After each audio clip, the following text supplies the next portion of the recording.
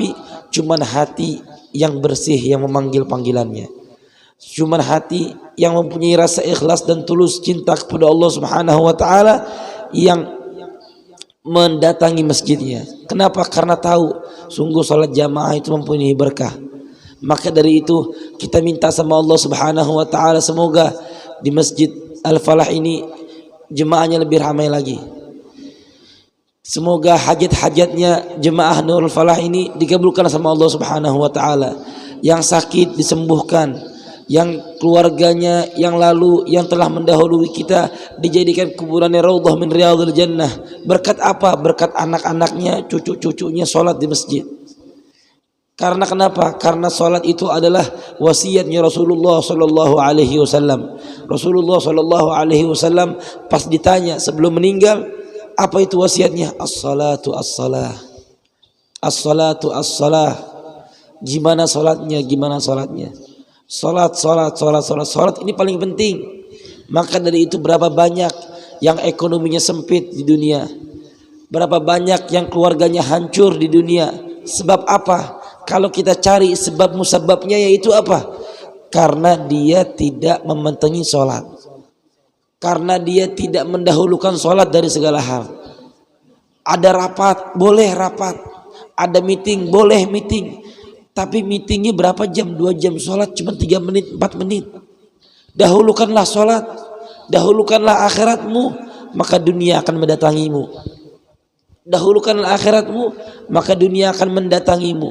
Sungguh Allah Subhanahu wa taala beliau berfirman dalam hadis qudsi, ya dunia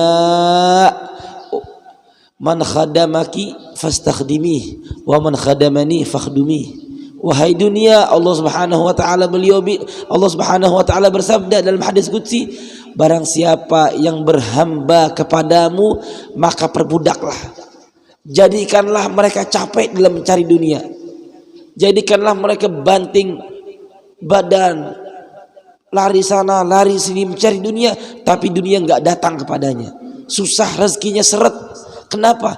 Karena dia jadi hambanya dunia. Maka dunia enggak bakal datang sama dia. Akan tetapi katanya Allah Subhanahu wa taala, man khadamani fakhdumih, barang siapa yang berkhidmah kepada aku, membantu syariatku, maka jadikanlah duniamu khidmah kepadanya. Kita lihat guru-guru kita, orang-orang ulama kita, berapa banyak hartanya, berapa banyak mobilnya, berapa banyak rumahnya, tapi kita lihat apakah mereka cinta atau sama dunia atau tidak? Tidak.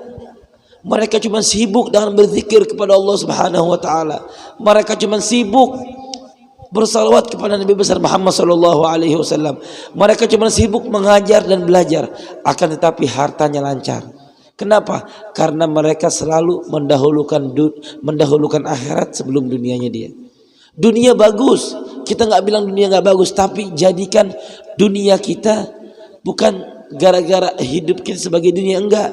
Kita cari makan, iya boleh, kita makan untuk hidup, bukan hidup untuk makan. Kita cari uang boleh, cari uang untuk hidup, bukan hidup untuk cari uang. Kalau kita seandainya sehari ada 24 jam, jadikan 1 jam atau setengah jam waktunya kita sama Allah Subhanahu wa taala. Kita doa sama Allah Subhanahu wa taala. Kita dari kerja dari jam 8 sampai sore atau sampai malam, enggak apa-apa, enggak salah. Kerjanya kalian semua dibandingkan dengan doa setengah jam saja. Setelah sholat isya minta sama Allah Subhanahu wa taala semoga rezekinya dilancarkan, diberi keberkahan sama Allah Subhanahu wa taala. Ingat, bakal datang saatnya apabila kita menistiqomah dalam hal ini, bakal datang saatnya keberkahan, saatnya datang rezeki yang banyak dikasih sama Allah Subhanahu wa taala. Kenapa? Karena kita berdoa sama Allah Subhanahu wa taala, minta. Allah Subhanahu wa taala adalah sebaik-baiknya pencipta, sebaik-baiknya Tuhan, sebaik-baiknya Tuhan alam semesta, yang apabila kita minta Allah Subhanahu wa taala malu membalikan tangan kita ini dalam tangan kosong. Tapi kita sebagai umat, sebagai hamba, apakah kita ada yang meminta? Kalau di antara kita ada yang bilang, "Beb, kita sudah minta sama Allah Subhanahu wa taala tapi enggak diijabah, enggak ada hasilnya." Bu, Pak, Jangan dipikir doa sama Allah Subhanahu wa taala nggak ada hasilnya. Biasanya kita kalau minta sama orang-orang konglomerat nggak langsung cash. Ini menghubungi dulu orang yang ini menghubungi dulu orang yang ini sampai kepada kita. Tapi Allah Subhanahu wa taala lebih faham daripada kita. Allah Subhanahu wa taala lebih tahu daripada kita. Kenapa? Apabila kalau kita minta, ya Rob, ana minta 100 miliar.